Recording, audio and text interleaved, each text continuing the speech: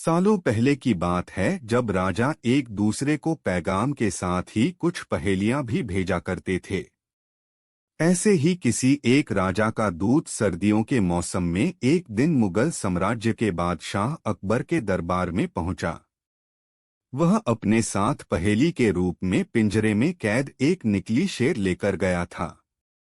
राजा ने पहेली के साथ एक पैगाम भी भेजा था। पैगाम में लिखा था कि क्या मुगल राज्य में कोई ऐसा बुद्धिमान है जो पिंजरे और शेर को छुए बिना शेर को बाहर निकाल सके। अब मुगल सम्राट अकबर सोच में पड़ गए कि आखिर शेर और पिंजरे को हाथ लगाए बिना भला शेर को कैसे बाहर निकाला जा सकता है।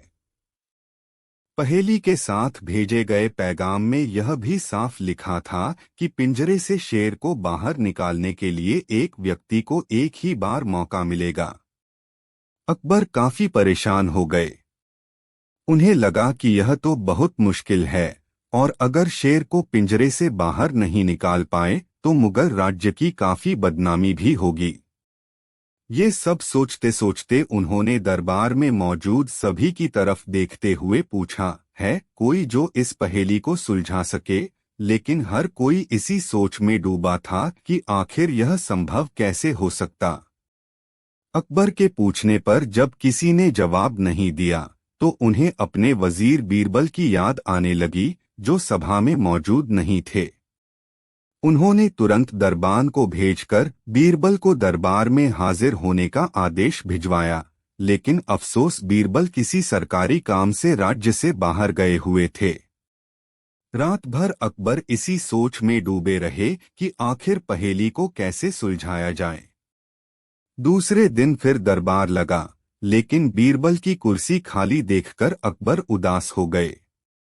बादशाह ने एक बार फिर दरबारियों से पूछा, क्या किसी के पास इस शेर को पिंजरे से बाहर निकालने की कोई तरकीब है।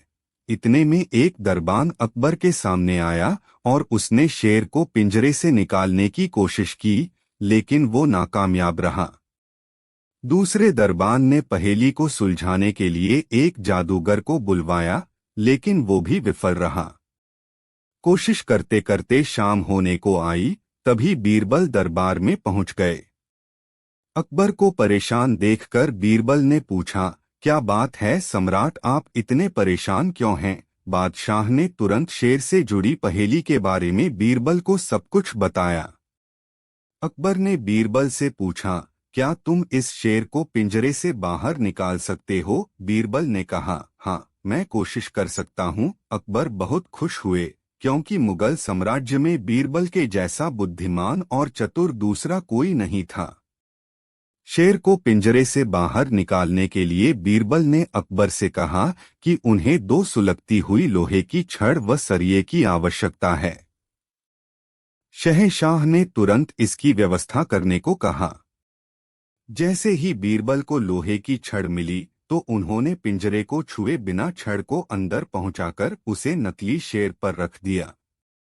शेर लोहे की गर्म छड़ के स्पर्श में आते ही पिघलने लग गया, क्योंकि वो मोम का शेर था।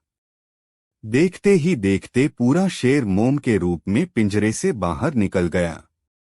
बीरबल की इस अक्लमंदी पर अकबर बहुत प्रसन्न हुए। उन्होंने बीरबल से पूछा, अरे आखिर तुम्हें पता कैसे चला कि यह पिंजरे के अंदर मोम का शेर कैद है। बीरबल ने बड़ी ही नम्रता से जवाब दिया, हजूर बस शेर को गौर से देखने की जरूरत थी। मैंने जब पहेली के बारे में जानने के बाद उसे गौर से देखा तो लगा कि यह मोम का शेर हो सकता है। साथ ही राजा ने यह भी नहीं बताया था कि शेर को कैसे बाहर निकालना है, तो मैंने उसे पिघलाकर बाहर निकाल दिया। इधर दरबार में बीरबल की जय जयकार होने लगी। उधर पहेली लेकर अकबर के दरबार पहुंचा राजदूत अपने राज्य वापस लौट गया और बीरबल के इस कारनामे के बारे में राजा को बताया। कहा जाता है कि उस दिन के बाद से राजा ने ऐसी पहेली भेजना छोड़ दिया था। सीख, अक्लमंदी से सब कुछ संभव है। हर जगह बल नहीं बल्कि बुद्धि का प्रयोग किया जाना चाहिए। दिमाग से हर समस्या का समाधान हो सकता है।